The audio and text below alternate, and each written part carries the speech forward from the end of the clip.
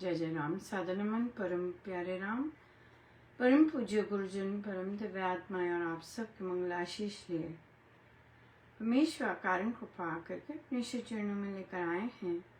उनका बारंबार धन्यवाद, अनंत बार धन्यवाद। गुरुजनों की अकारण कृपा से वे हमें इस समय मन के रूपांतरण में लेकर आ रहे हैं। उनका अनंत बार धन्यवाद, बारंबार धन्यवाद।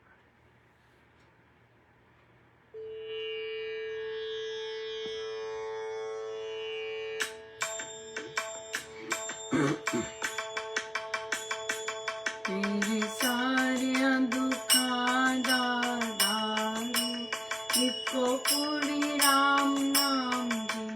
तेरे सारे दुखां दा दारू इको पूरी राम नाम जी।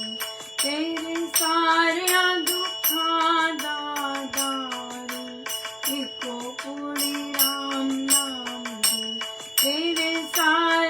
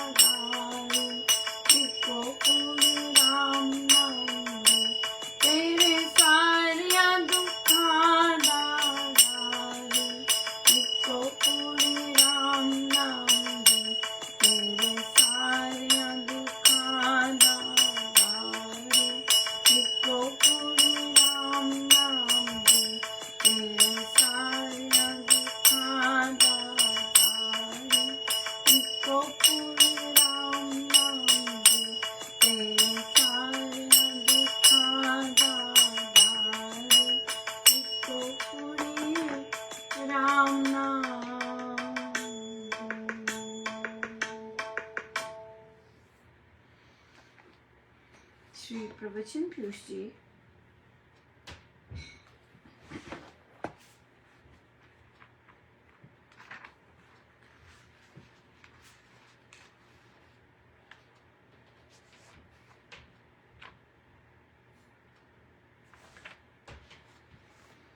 पृष्ठ 93।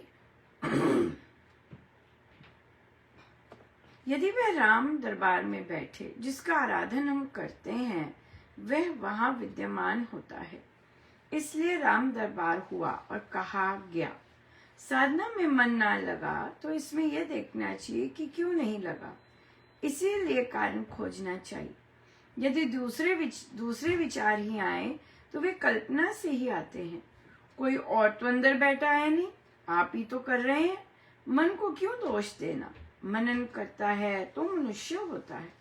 गर्मी सर्दी निवारण के वस्त्र तो उसके पास भी हैं और उसके बंधुओं के पास भी है, पर ऐसी तड़क भड़क वाले नहीं जैसे दूसरों के पास देखे। इस प्रकार सोचना शांति उत्पन्न करता है। हम कहते हैं कि माया धोखा देती है, अपनी जिम्मेवारी नहीं लेते। इसका भी सरल उपाय यह है कि भगवान का अधिक जाप करें कि भगवान मुझे शांति दें। बिल्कुल। महाराज कहते हैं अपने ऊपर ओनरशिप लीजिए कि आपका स्वयं इस तरह हो रहा है, कोई और अंदर तो बैठा नहीं है। और फिर रीजन ढूंढना चाहिए कि क्यों ऐसा हो रहा है, क्या कारण हो रहा है, क्या चीज कर रहे हैं, क्या चीज नहीं कर रहे, और फिर उस पर ही सब बात बनती है। बहुत ही अच्छा दिन रहा, बहुत सुंदर दिन रहा, और खूब मेरी गार्डन की स्प्रिंग क्लीनिंग हो रही है और बूटी निकाली जा रही है। बहुत अच्छा, बहुत ही अच्छा लगता है। पर ठंड होती है तो मेरा मन करता है मैं सुबह सुबह ही लग जाऊं लेकिन ठंड है अभी भी, और पर बहुत अच्छा लगता है। वीड्स निकाल कर और फ्रेश कंपोस्ट बनाई होती है और देखिए आज इतना अच्छा सुनने को मिला कंपोस्ट के लिए। भारत में तो बहुत बहुत लोग करते हैं और बहुत लोग कर भी रहे हैं, बहुत बहुत बहुत लोग करते हैं। तो देखिए कई लोग जो बाल हम निकालते हैं, जो हमारे बाल गिरते हैं राइट, और हम उसे ट्रैश में डालते हैं, they are very rich in protein, है ना। प्रोटीन जब तो आज बहुत अच्छा करा कि पढ़ा कि जो हम नेल्स काटते हैं, कई लोग बड़े ध्यान से रखते हैं एक ही जगह पे उसे इकट्ठा करके और वो कंपोस्ट कर देते हैं। तो बहुत बहुत ही अच्छा लगा मुझे, मेरे को ये नई चीज मिली कि बाल और इस तरह के बॉडी पार्ट्स, नेल्स भी कंपोस्ट किए जा सकते हैं। सो खाद देखिए कितनी अच्छी है और बहुत अच्छा रहता है कि आपने अगर नई सॉइल भी लगानी है, आप घर में अपनी खाद बना रहे हैं और बड़ी अच्छी मिक्स करके सारा का सारा बनाया जा सकता है। और डिफरेंट डिफरेंट हल्का हल्का डालते गए और मुझे तो और भी ज़्यादा अच्छा लगा जब मैं घास अपनी नए पौधों के लिए वो कर रही थी। पर्पस मेन ये है कि घास निकाल के जितने नेटिव प्लांट्स या प्लांट्स लगाए जा सके तो वो बहुत अच्छा रहे। तो वहाँ पर बड़ा अच्छा दिखा कि घास में भी अर्थवर्म्स थे, तो बड़ी खुशी हुई का अच्छी भूमि है कि अर्थवर्म्स घास में से भी निकले जब खोद रहे हैं, तो बहुत अच्छा लगा, बहुत ही अच्छा लगा। सो ये चीज़ बहुत बहुत ही पसंदीदा चल रही है।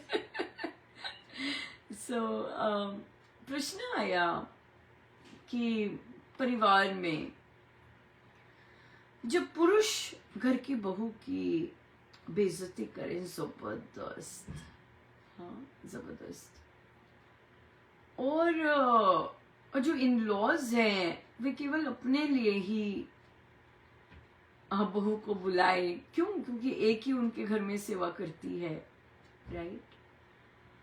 अगर इन लॉज बेड रिडन है और जो जेठ है वो नॉनसेंस पे नॉनसेंस छोटी बहू को बोलते जा रहे हैं, गंद अपनी वाइफ के कहने पे, तो इस इतना गंदे और लो एनवायरनमेंट में किस तरह से एक साधिका रहे, राइट। और देखिए ये परिवार साधक परिवार है, हाँ ये परिवार साधक परिवार है। तो महाराज बार बार यही कहलवा रहे हैं कि हमने और भी चर्चा की कि ये जो जनरेशन है, जैसे इन लॉज वाली जनरेशन, अभी की इन लॉज वाली जनरेशन, ये दो तरह की है। एक जिन्होंने मैक्सिमम डाइवोर्स करवाए हैं अपने बच्चों के, और दूसरी जो बहुत ही ओवर पोली है, सो और एक सेक्शन वो भी है जो कि ट्रांसफॉर्म हो रहा है, ट्रांसफॉर्म हो रहा है, ऐसा भी है। सो आई थिंक ऐसा हर जनरेशन में होता होगा, पर यहाँ पर इस जनरेशन में मैक्सिमम, जैसे हम अगर बहुत सारे अलगाव डाइवोर्स केसेस भी सुनते हैं, तो ये जनरेशन कहीं ना कहीं रिस्पॉन्सिबल होती है। तो फिर साधक परिवार में फिर एक साधक की बहू फिर क्या करे जब इतनी जबरदस्त सारे परिवार के सामने उनकी इंसल्ट हो। सबसे पहले तो क्योंकि देखिए मैनिपुलेशंस बहुत चलती हैं संसार में, राइट। किसी को प्रॉपर्टी, मेन तो प्रॉपर्टी का ही होता है कि प्रॉपर्टी आ जाए हमारे हाथ, प्रॉपर्टी आ जाए, बेशक संस्कार नहीं है पर प्रॉपर्टी आ जाए, राइट। और घर सारा अपने आप को ही मिल जाए और बाकी लोग निकल जाएं, इंटेंशन यही होती है। और बुजुर्ग माता पिता जो हैं वे उनके क्योंकि उनकी साधना जीरो है और कहीं ना कहीं गलत कर्म कर करके दम नहीं रहता सत्य बोलने का, तो फिर वहां पर फिर वे सत्य बोल नहीं सकते जब बहू को गलत किया जा रहा होता है। जब एक ही लगी होती है उसके लिए भी नहीं बोल सकते। इतना कुकर्म या बुरा समय या तो आने वाला हो रहा होता है या फिर लिटरली दस्तक दे चुका होता है। जब आप as mother in law and father in law आप एक ही बहू पर आश्रित हैं, उसके लिए भी नहीं आप खड़े हो सकते, तो फिर आप क्या कर सकते हैं? क्या सुकृत कर्म करके जा रहे हैं? कुछ नहीं, राइट? उसके लिए भी नहीं। आपको अपनी नीड्स के लिए अपनी बहू को बुलाते हैं जस्ट बिकॉज, और आपकी कोई टेक केयर करने वाला है नहीं। ये तो इन लॉज हो गए। और जो हस्बैंड है वो लेते हैं, डेफिनेटली साइड लेते हैं, वो लेते हैं, लेकिन शट अप नहीं करवा सकते। अपने भाई को जो आपकी वाइफ के लिए नॉन स्टॉप गलत बोल रहे हैं, उनको आप शट अप नहीं करवा सकते, या आप अपनी वाइफ को बोल नहीं सकते कि तुम यहां से जाओ, ये मैं देख लूंगा। वाइफ को खुद से जाना पड़ता है। आप अपने भाई को चुप नहीं करवा सकते जितना भी वो गंदा बोल रहे होते हैं।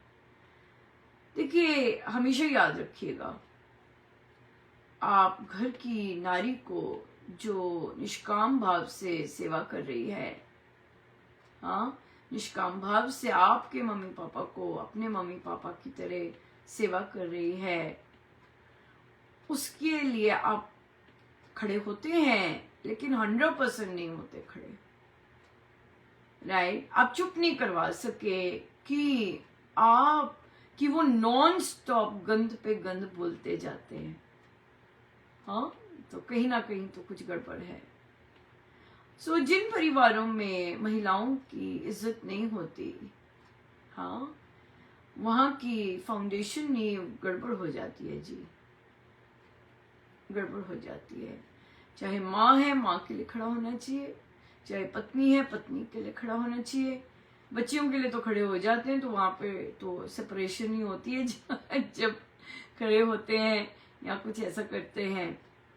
सो तो अब ये तो बाकी परिवार को देखना चाहिए, क्योंकि आप अगर नहीं खड़े होते निर्दोष के लिए, आपके अपने कर्म ही खराब हो रहे होते हैं और कुछ नहीं होता। आपके अपने ही कर्म खराब हो रहे होते हैं। You need to be very careful with this, हाँ, very very careful with this. Everything जो आप सृष्टि को देंगे वही वापस आएगा, वही वापस आएगा। So you need to stand up very firm. और अपने भाई है, कोई मर्जी है, कई मेन बहुत स्ट्रांग होते हैं, उनकी प्रेजेंस में आप उनकी वाइफ को बोल ही नहीं सकते कुछ। They will pounce on you, you will not be able to say any single word for their wife. Some men are like that, absolutely. So इसलिए अगर कोई दूसरा नॉनसेंस बोल रहा है और आप मुख खड़े हैं, you are in for some trouble. मानसिक ट्रबल रहेगी, यूं ही बिन कारण उदास रहेंगे, बिजनेसेस, लॉसेस, ये सब आते हैं, ये सब आते हैं, राइट? सो इसलिए अपनी वाइफ की इज्जत कीजिएगा। ये हमारे हिंदू शास्त्रों में लिखा हुआ है। अगर वो बहुत अच्छे काम कर रही है, तंग नहीं करती राइट, कुछ मतलब नाइस, जैसे निष्काम भाव से कर रही है, कुछ चाहिए नहीं है इस तरह उस तरह से, और ऊपर से अच्छी साधिका है, हाँ, तो इसलिए ध्यान दीजिएगा अपने कर्मों पर।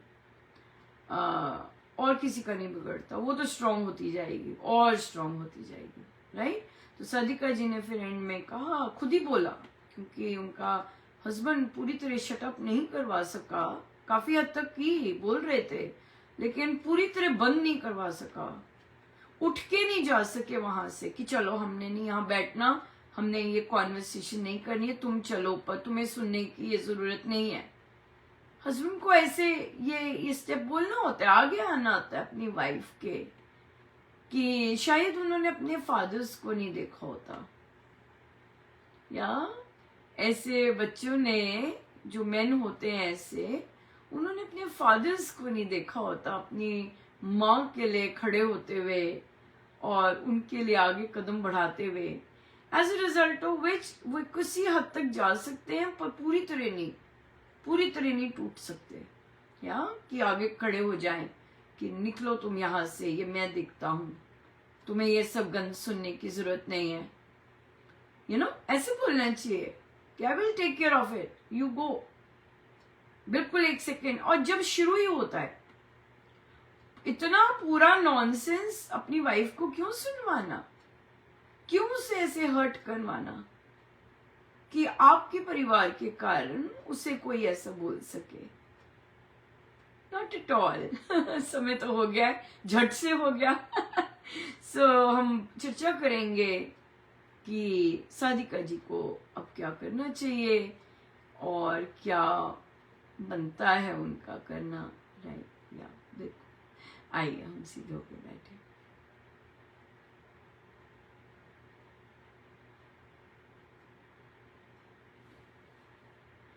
सब गुरुजनों का उनके श्री श्री चरणों में जय जय राम, जय जय राम।